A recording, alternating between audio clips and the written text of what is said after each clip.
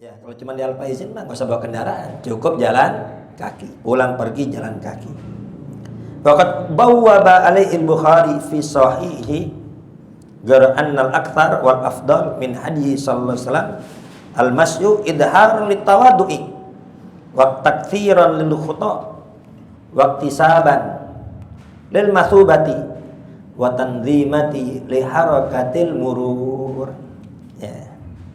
Tadi hukum asal boleh saja pergi sholat Idul Fitri, Idul Adha, pergi dan pulang menggunakan kendaraan, hukum asal boleh. Tapi ini Imam Bukhari membuat satu bab khusus dalam kitab sahihnya.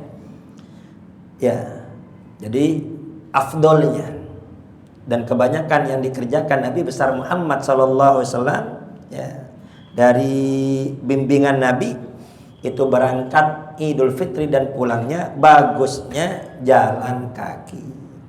Kenapa kok bagusnya jalan kaki? Idharul litawadu'i, untuk menampakkan ketawaduan, ya, bahwasanya kita ini hamba Allah, kita ini hamba yang fakir, yang maha kuat hanya Allah, yang maha hebat hanya Allah, yang maha kaya hanya Allah, yang maha agung hanya Allah. Kita tidak memiliki apa-apa. Karena sekaya apapun seseorang, setinggi apapun jabatannya, hakikatnya mereka semua fakir ilallah. Mereka semua hakikatnya itu miskin di hadapan Allah Subhanahu wa ta'ala. Jadi dengan berjalan kaki itu untuk menunjukkan ketawaduan. Ya. Sebagaimana ada sebuah nasihat, wala tamshi fawqal ardi illa tawadu'an fakam tahtaha qaumun humu minka arfa. Janganlah kalian berjalan di atas bumi illa tawadu'an, melainkan dalam keadaan tawadu. Jangan merasa hebat, jangan merasa sombong, jangan merasa angkuh, hati-hati. Ya, kalau Allah mau dalam hitungan singkat semua harta kita bisa habis. Ya. Fakam tahtaha qaumun, betapa banyak satu kaum, ya, betapa banyak tahta qaumun umumin ka'arfa, betapa banyak orang yang udah dipendem di bumi, artinya wafat, itu yang lebih hebat, lebih mulia dibanding engkau. Kalau kau merasa kaya, udah banyak yang lebih kaya udah mati. Kalau kau merasa kuasa, udah banyak yang lebih kuasa dibanding engkau udah mati. Kalau kau merasa berilmu, udah banyak yang lebih berilmu udah mati. Kita semua ujung-ujungnya nanti mati. Apa yang mau kita sombongkan? Apa yang mau kita angkuhkan? Fa in kunta fi izzin wa khairin wa man'atin fakam mata min qaumin humu minka amna'u.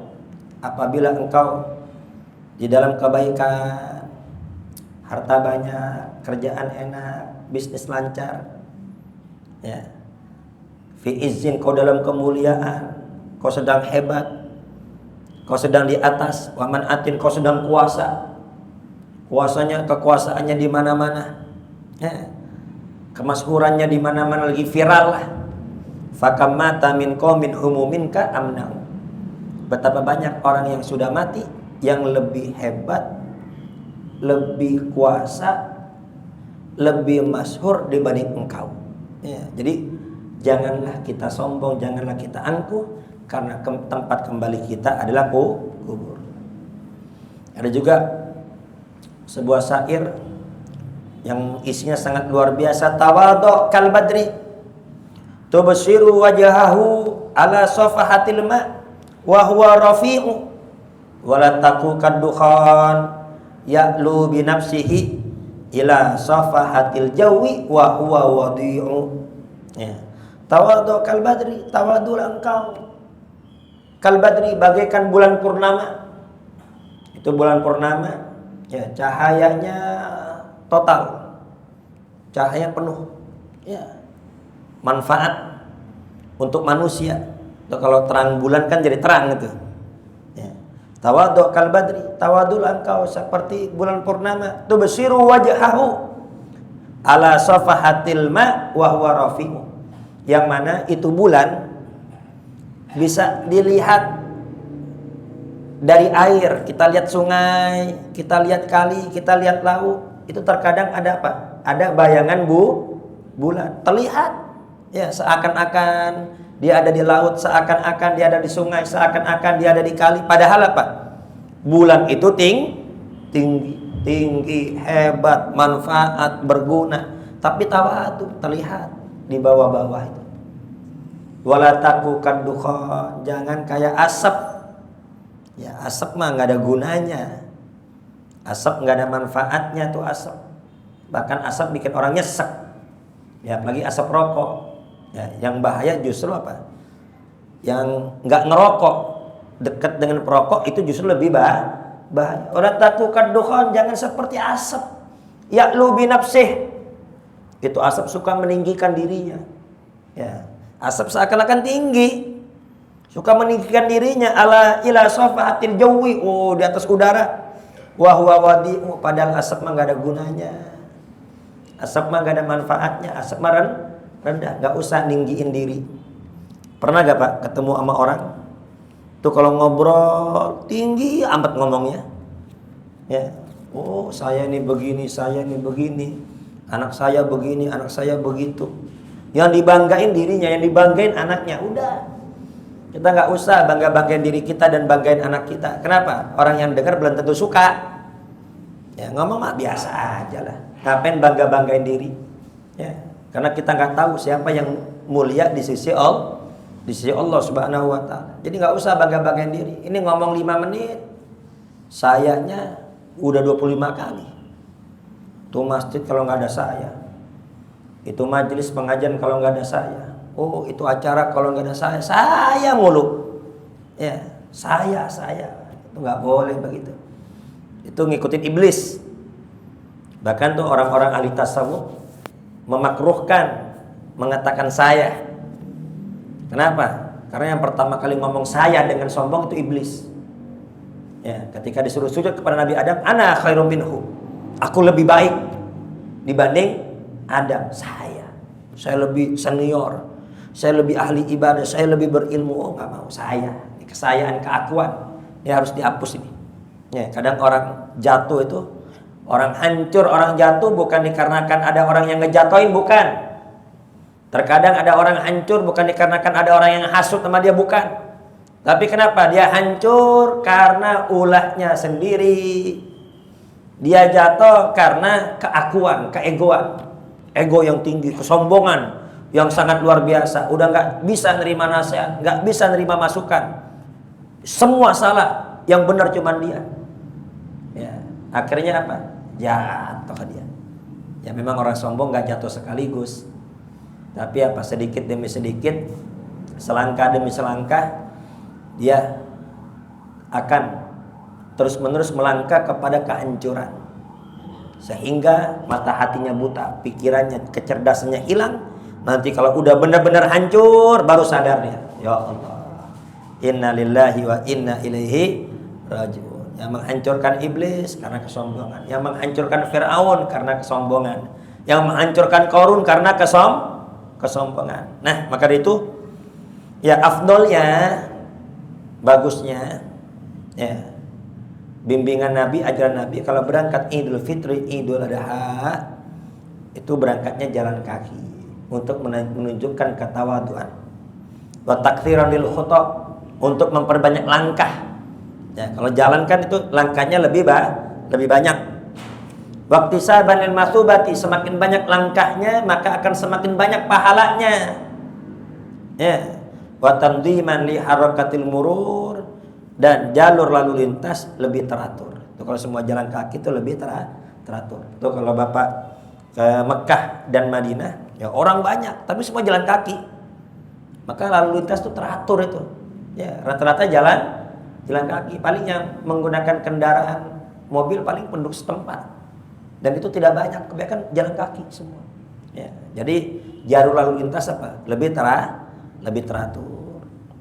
Haitsu yastariqul atfal wan nisa fayakun masyu arfaqu bihinna, ya, dan juga biar semua sama, ya, perempuannya, anak-anaknya, ya, anak kecil itu semua sama jalan kaki, yang kaya, yang miskin semua jalan kaki, ya, semua sama, ya, itu lebih baik, ya. Kenapa? Karena lebih menjaga perasaan orang yang tidak mampu. Jadi barang semua itu di hari yang bahagia semua bahagia, semua jalan kaki.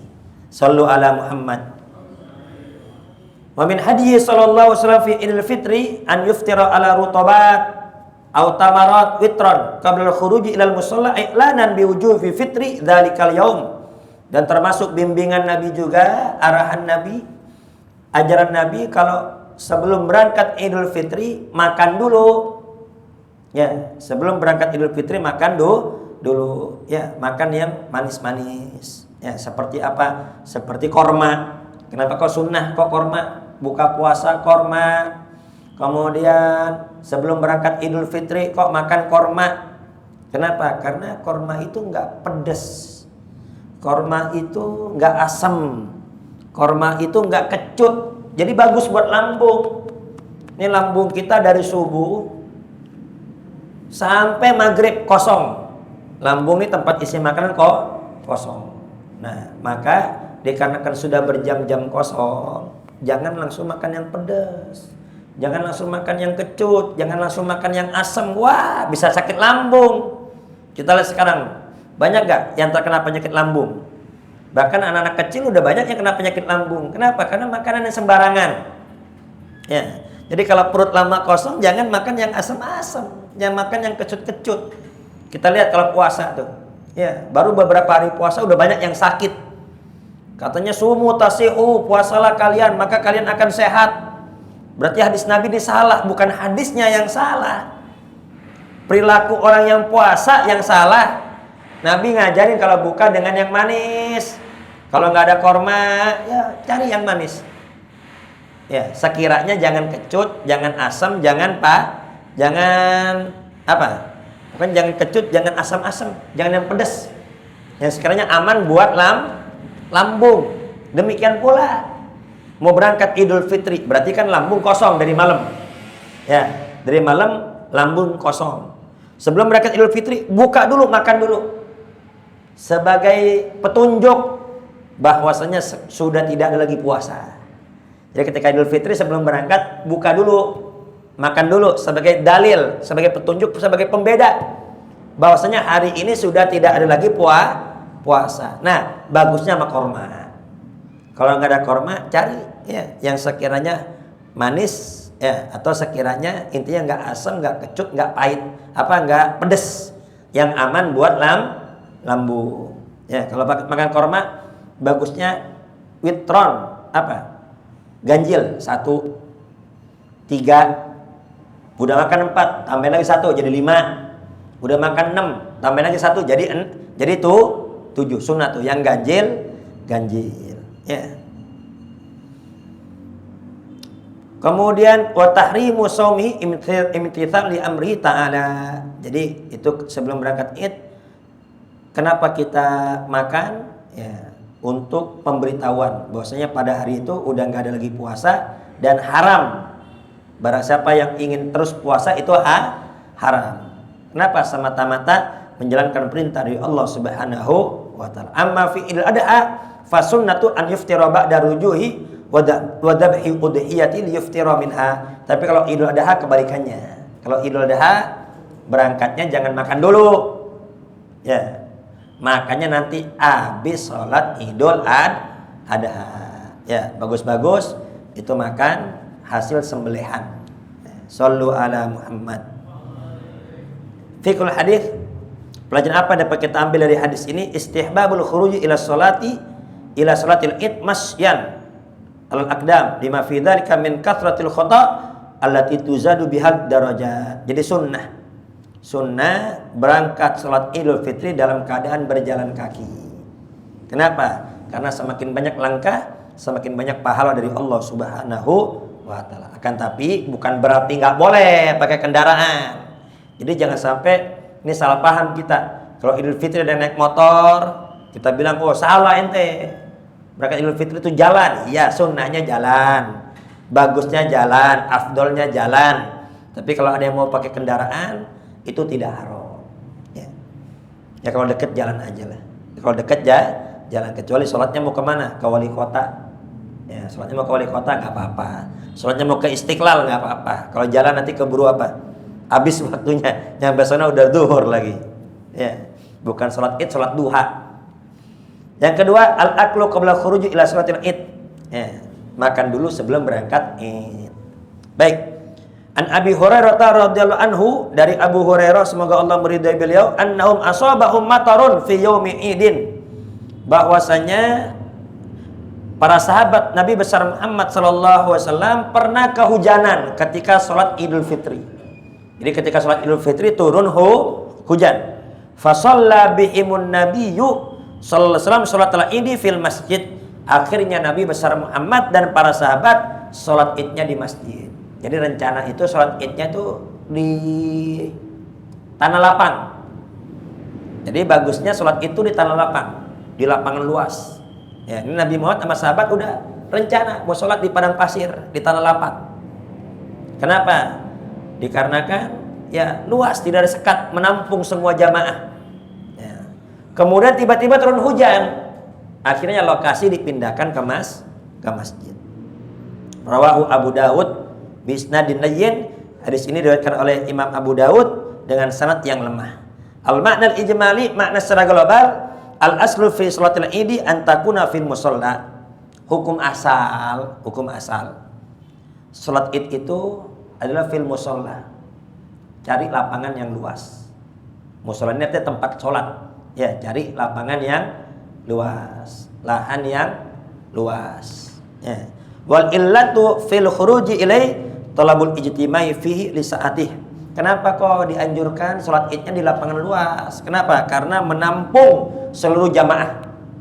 Jadi muat menampung seluruh jamaah. Jadi bagus sholatnya itu di lapangan luas. Ya. Wamtidadu atrafihi walihada nadaban nabiyyu sallallahu alaihi wasallam ila ikhrajil awatik wa dawatil khudur wa ghairihinna yas'atnal khaira wa da'watal muslimin. Maka dari itu ya Nabi besar Muhammad sallallahu alaihi wasallam menyunnahkan, mengajarkan itu kalau udah datang hari Id, semua wanita yang belum balik maupun wanita yang sudah balik ya, itu semua keluar. Ngapain? Yas'atnal khaira, biar semua mendapatkan kebaikan. Hadir Id, mau yang head sekalipun suruh keluar. Ada anak kita, putri kita lagi head, istri kita lagi head, Idul Fitri ibadah, keluar semua keluar. Kenapa? Yas'atnal khair, agar mendapatkan kebaikan, dapat pahala, dengerin khutbah, dengerin ceramah, dengerin pelajaran. Watal muslimin, dan dapat doa. Doanya orang Islam. Kan lagi khutbah tuh nanti ada doa bersama sama, biar dapat doa semua. Cuman kalau yang lagi head ya jangan masuk masjid. Ya. Dan juga duduknya agak misah. Jangan gabung dengan yang sholat agak misah di pojokan. Biar apa? Biar sok itu tidak terputus. Shallu ala Muhammad. Jadi bagus juga Pak di sini.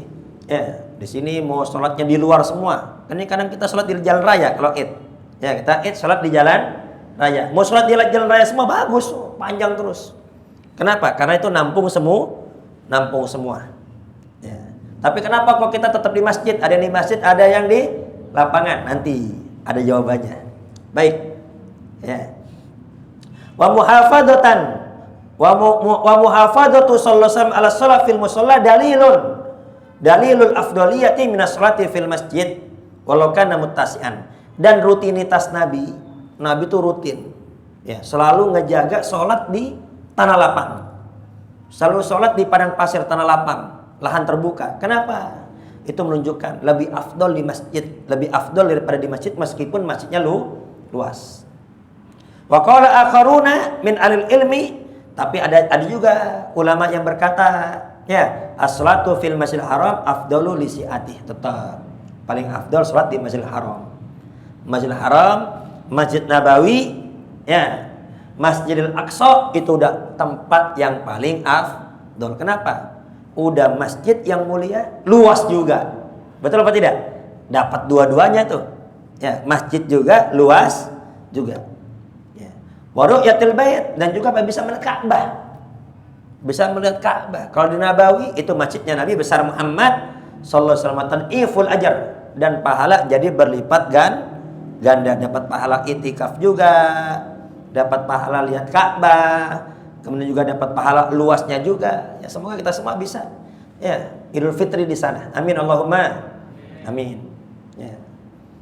Ya Wahabi di sini aja yang agak aneh-aneh pakai Sayyidina nggak boleh. Ya, Allahumma sholli ala Muhammad. Sayyidina nggak boleh. Ya, alhamdulillah Pak, tahaddusan bin nikmah, saya pernah takbiran malam takbir Lebaran di Mekah. Ya, itu ketika malam takbiran, ya ketika takbiran di sana, itu takbiran campur baca sholawat. Ternyata sholawatnya pakai Sayyidina. Saya kaget. Ini sholawat pakai Sayyidina. Ya, banyak yang mengklaim di sono tempatnya Wahabi tapi pakai Sayyidina. Akhirnya saya videoin itu. Itu saya videoin. Teman-teman ada yang komen. Lah itu pakai Sayyidina. Ya, itu pakai Sayyidina. Ya, semua pakai Sayyidina. Wahabi di Indonesia aja yang terlalu keras. Wahabi di Indonesia yang kurang baca itu. Ya, semua pakai Sayyidina, enggak ada masalah. Amma salatu sallallahu fi masjidihi kama jaa fil hadis fayuhtamalu an yakuna dzalika li bayanil jawazi aw li udrin kal matar aw litisaihi wallahu a'lam. Ya, kata ulama itu Nabi besar Muhammad salat di masjid, ya di Masjidil Haram, di Masjid Nabawi, ya itu menunjukkan bahwasanya boleh. Salat Id di masjid boleh apa tidak? Boleh. Ya. Atau kenapa Nabi salat di masjid? Ada udzur, karena hujan. Kalau nggak hujan mah Nabi Muhammad tuh salatnya di lapangan biasanya. Salatnya di tanah luas. Fiqhul hadis. Pelajaran apa dapat kita ambil dari hadis ini? Jawazu salatil Id fil masjid li udhrin min nahwi matar. Boleh salat Id di masjid kalau ada udzur seperti hujan. Jadi hukum asal salat Id itu salatnya di lapangan, di tanah luas. Tapi kalau di masjid boleh gak? Boleh. Ya, kalau ada udzur. Amma idza lam yakun udhrun fasunnatu an tusalla fis sahra. Adapun kalau tidak ada udzur, sunnahnya salatnya di padang pasir atau di tanah lapang. Kalau nggak ada hujan, cuaca normal, maka bagusnya salat di tanah lapang. Wa nadzalika afdalu min salatiha fil masjid li muwadzabatir rasul alaiha. Itu lebih afdal daripada salat di masjid. Kenapa? Karena rutinitas Nabi kalau Id itu selalu salat di lapangan. Wal khulafa'ur rasyidina ba'dahu wa madhhabul jumhur. Ya, wa hujjatuhum wa muwadzabatur rasul karim alaiha wa li anna adharu di syiari iril Islam warfaqil raqabi min ahli afaq wa aisar. Ya, ini yang dipegang oleh khulafa'ur rasyidin. Sayyidina Abu Bakar, Sayyidina Umar, Sayyidina Utsman, Sayyidina Ali dan jumhur ulama.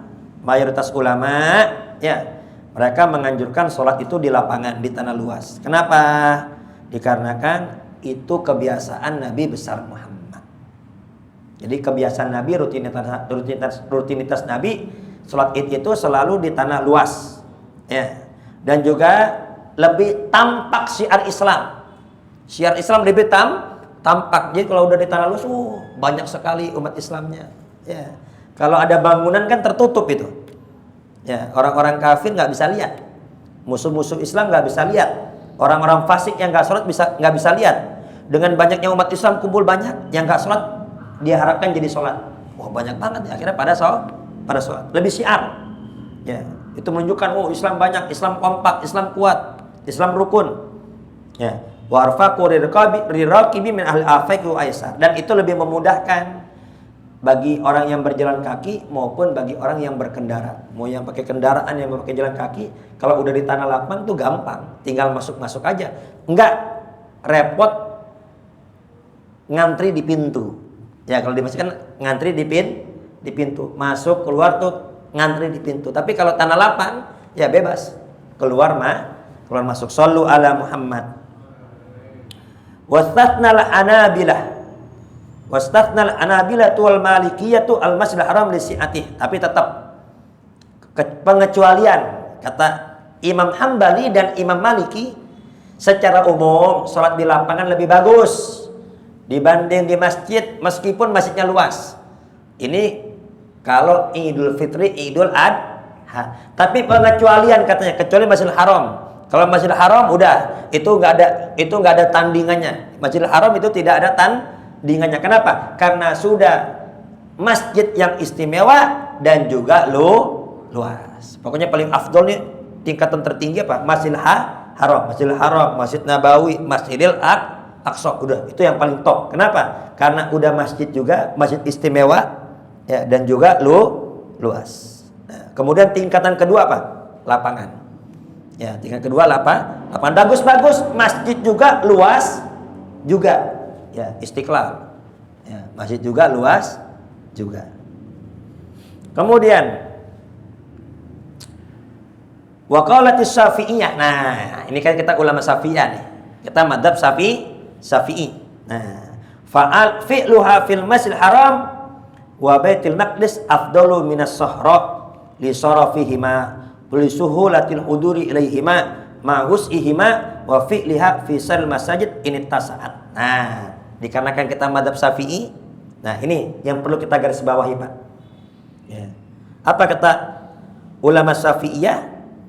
Mengerjakan sholat Idul Fitri, Idul Adha di Masjidil Haram dan Baitul Maqdis, termasuk Masjid Nabawi, 3 tuh.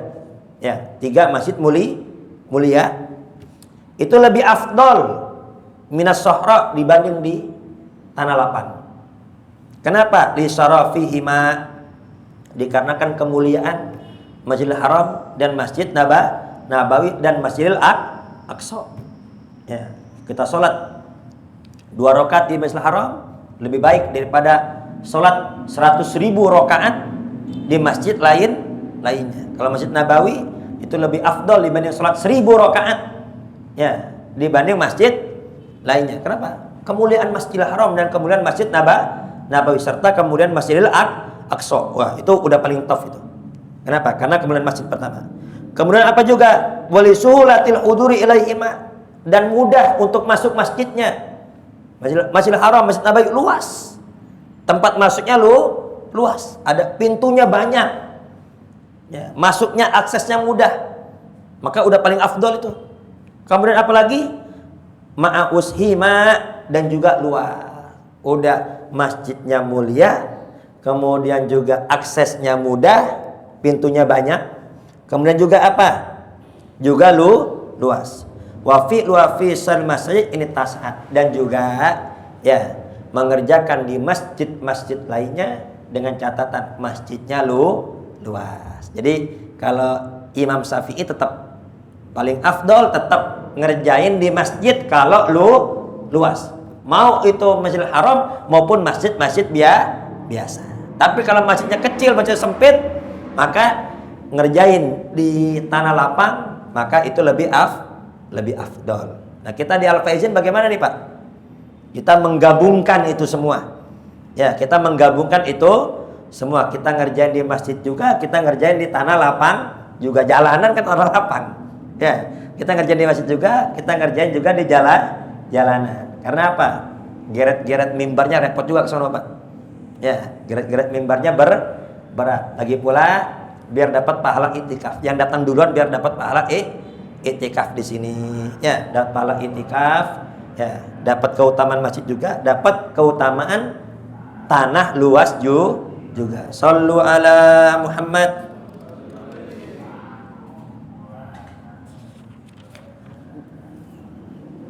Berapa menit lagi?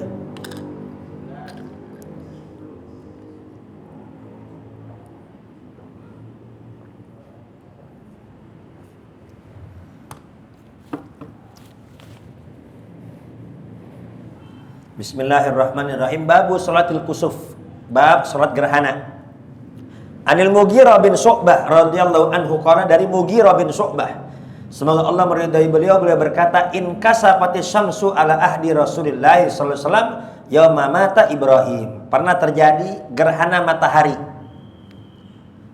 di zaman Nabi besar Muhammad sallallahu alaihi wasallam, bertepatan wafatnya putra Nabi yang bernama Ibrahim. Jadi putra Nabi semua yang laki-laki wafat ketika masih kecil. Nah itu pernah di zaman Nabi terjadi gerhana matahari. Bertepatan di hari itu wafatnya putra Nabi yang bernama Ibrahim.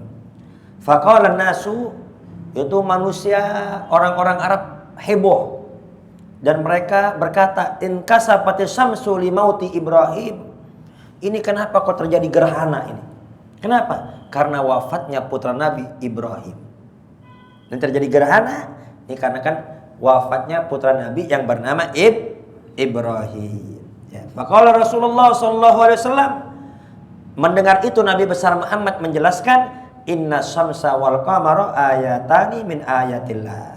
Sesungguhnya matahari dan bulan itu dua tanda-tanda kekuasaan Allah. Matahari bulan itu ciptaan Allah. Matahari dan bulan itu makhluk Allah. Matahari dan bulan itu tunduk terhadap aturan Allah. La yan kasifan li mauti ahadin wala li hayatih. Itu terjadi gerhana tidak ada kaitannya dengan wafatnya seseorang atau lahirnya seseorang. Enggak. Itu enggak ada kaitannya. Kalau terjadi gerhana enggak ada kaitan dengan wafatnya seseorang atau hidupnya seseorang, enggak. Fa idza ra'aitumuhuma, apabila kalian melihat ada gerhana matahari atau ada gerhana bulan, fad'ullaha wa shallu, berdoalah kepada Allah dan kerjakan salat hatta tankashifa, hingga matahari itu ya kembali normal, hingga gerhananya hilang maksudnya. Al-makna al-ijmali, makna secara global, waqa'a fi zamani Rasul sallallahu alaihi wasallam kusufa, pernah terjadi pada zaman Nabi gerhana. Wa faqal yaumal ladzi mata fi Ibrahim bin Nabi Muhammad alaihi salatu wa azkas salam, bertepatan pada hari wafatnya putra beliau yang bernama Ibrahim. Wa kana fi dzalika fis sanatil ashira minal hijrah, dan itu terjadi pada tahun ke-10 dari hijrah. Berarti menjelang wafatnya Nabi nih Pak. Ya, tahun ke-10 dari hijrah. Nabi Muhammad itu di kota Mekah berdakwah 13 tahun. Kan Nabi Muhammad itu diangkat jadi nabi umur 40 tahun. Kemudian ya dari umur 40 tahun itu berdakwah di Mekah selama 13 tahun. Di Madinah berapa tahun? 10 tahun. Nah, ini tahun 10 dari hijrah. 10 tahun setelah Nabi besar Muhammad menetap di Madinah. Berarti apa? Sudah menjelang wafatnya nih. Menjelang wafatnya Nabi itu pernah wafat putra beliau yang bernama Ibrahim, bertepatan dengan gerhana matahari. Wa qala qaumun, berkata itu para sahabat, kasafatis syamsu min ajli wafati Ibrahim. Ini terjadi gerhana karena wafatnya orang hebat. Siapa orang hebat? Putranya Nabi besar Muhammad sallallahu alaihi wasallam. Ya kasiduna bidzalika ta'dziman nabi wa waladih. Apa tujuannya? Tujuannya untuk mengagungkan dan memuliakan Nabi dan putranya. Wajar aja terjadi gerhana. Kenapa? Putranya orang hebat wafat, maka terjadi gerhana. Wa hina ma sami'ar rasulu ma qaluhu ghadiba. Itu Rasul ketika dengar itu, Rasul marah. Ya, ketika dengar ini gerhana karena wafatnya putra Nabi, Rasul marah. Ya, wa khataba fihim khutbatahu, langsung Nabi besar Muhammad naik ke atas mimbar. Naik ke atas mimbar, alati bayyana lahum fiha, ngejelasin apa? Anna syamsa wal qamara ayatani min dalail qudratillahi ta'ala. Laisa lihadin satratu alaihima. Nabi menjelaskan matahari dan bulan dua tanda-tanda kekuasaan Allah. Ya. Laisa lihadin satratu alaihima. Tidak ada seorang pun yang bisa ngontrol matahari. Tidak ada seorang pun yang bisa mengendalikan matahari. Tidak ada seorang pun yang punya kuasa atas matahari. Semua.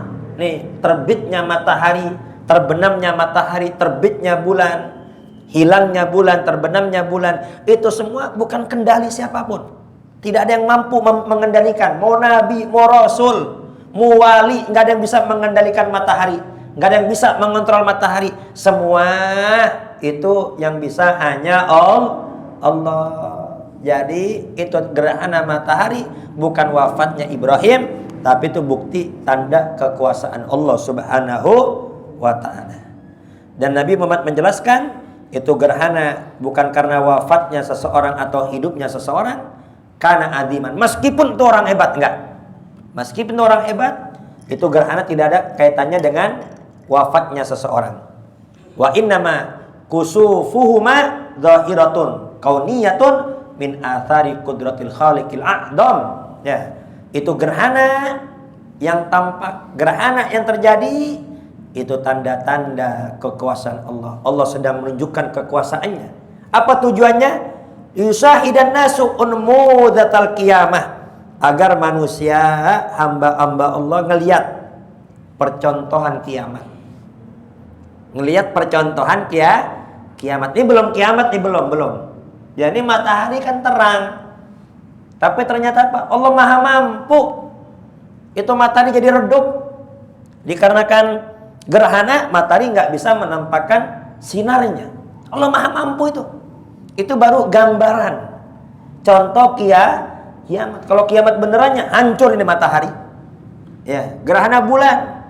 Ya, bulan dengan gerhana itu tidak bisa tampak sinarnya seperti biasanya. Ya, Allah Maha mampu. Matahari, bulan nggak bersinar lagi, Allah Maha mampu. Jangankan nggak bersinar lagi, menghancurkannya juga Allah mampu. Itu gambaran kiamat. Ya, biar sadar manusia, ini alam semua ini ciptaan Allah, alam semua ini tunduk sama Allah, alam ini semua taat sama Allah. Sebagaimana ini matahari bisa lagi nggak bercahaya, nanti juga di hari kiamat ini semua akan dihancurkan oleh Allah Subhanahu wa ta'ala. Wa yatawajjahu ilaihi biddu'a, agar manusia semua doa. Biar manusia sadar kita ini lemah, kita ini kecil, kita ini hamba nggak bisa apa siapapun dia. Kalau dikasih penyakit sama Allah, bisa apa? Nggak bisa apa-apa. Ya, gagah, hebat. Ini baru-baru ini saya lihat tempo hari di Facebook. Ada orang jalan pakai skateboard. Apa namanya? Skateboard ya? Ada orang jalan ngesot, Pak. Pakai roda tuh jalan begini. Ya. Ketika diwawancarain, ternyata dulu itu preman. Dulunya preman, ditakutin, galak dan lain sebagainya, kuat. Ya, coba lihat, mau kuat, mau kuasa, mau hebat, mau sakti.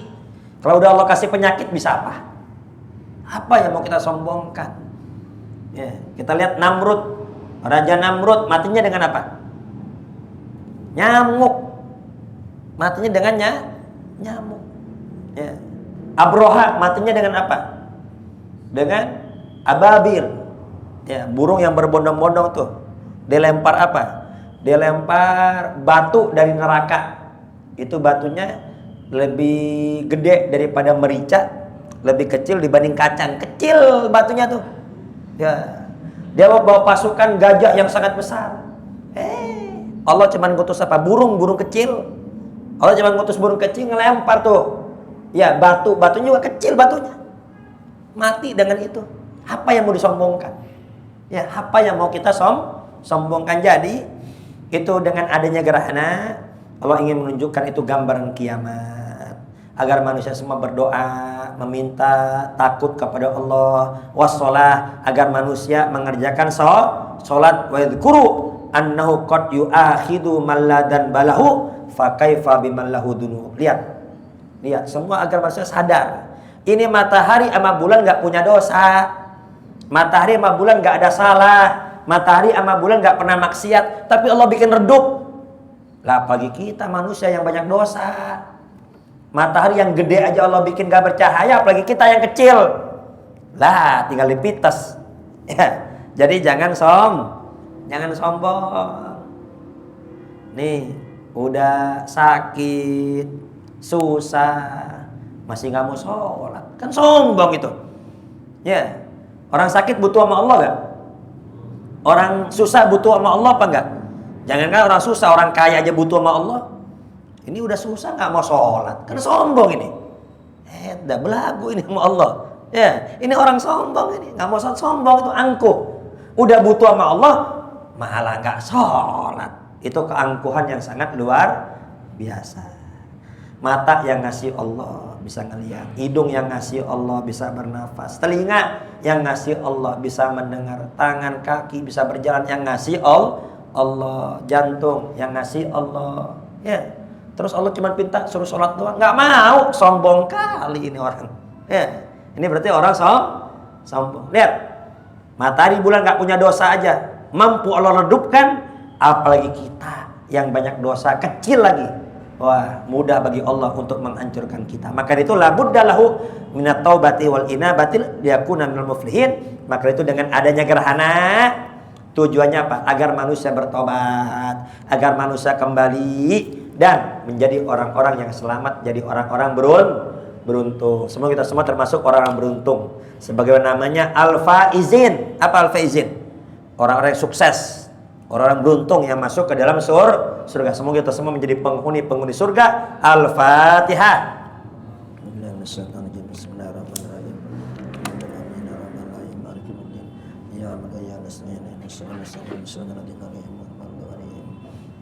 Ya Rahman Rahimin, Ya Rahman Rahimin, Ya Rahman Rahimin, Farijal Muslimin.